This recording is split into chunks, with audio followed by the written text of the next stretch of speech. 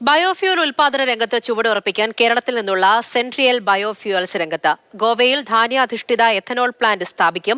വ്യവസായ പ്രമുഖനായ ജോബി ജോർജ് ആണ് സെൻട്രിയൽ ബയോഫ്യൂൽസ് ലിമിറ്റഡിന്റെ അമരക്കാരൻ. ആവശ്യമായ ജൈവ ഇന്ധനം നൽകാൻ ശേഷിയുള്ള കമ്പനികളുടെ അപര്യാപ്തത മനസ്സിലാക്കിയാണ് സെൻട്രിയൽ ബയോഫ്യൂവൽസ് ഈ രംഗത്തേക്ക് കടക്കുന്നത്. ജൈവ ഇന്ധനത്തിനാവശ്യമായ അസംസ്കൃത വസ്തുക്കളുടെ ലഭ്യത കൂടി കണ്ടാണ് ഗോവയിലെ നവേലിം എന്ന സ്ഥലത്ത് 65 ഏക്കറിൽ പ്രതിദിനം 300 കിലോ ലിറ്റർ ശേഷിയുള്ള ധാന്യാധിഷ്ഠിത എഥനോൾ പ്ലാന്റ് സ്ഥാപിക്കുന്നത്. ഗോവ മുഖ്യമന്ത്രി കഴിഞ്ഞ ദിവസം പ്ലാന്റിന് തറക്കല്ലിട്ടു.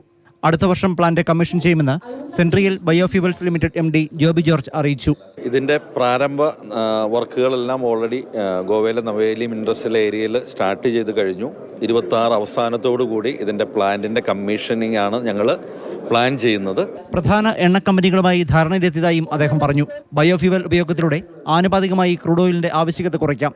അന്തരീക്ഷ മലിനീകരണം കുറയും. കരിമ്പും ധാന്യങ്ങളുമാണ് എഥനോൾ ഉൽപ്പാദിപ്പിക്കാൻ ആവശ്യമായ അസംസ്കൃത വസ്തുക്കൾ. പ്ലാന്റ് തുടങ്ങുന്നതോടെ എഥനോൾ ഉൽപ്പാദനത്തിനാവശ്യമായ കാർഷിക വിളകൾക്കും ആവശ്യം കൂടി കർഷകർക്ക് മെച്ചമാകുമെന്നാണ് പ്രതീക്ഷിക്കുന്നത്. 3 കാര്യങ്ങളാണ് ഇത് ലക്ഷ്യമിടുന്നത്. 1, ഗ്രീൻ എനർജി പ്രൊഡക്ഷൻ.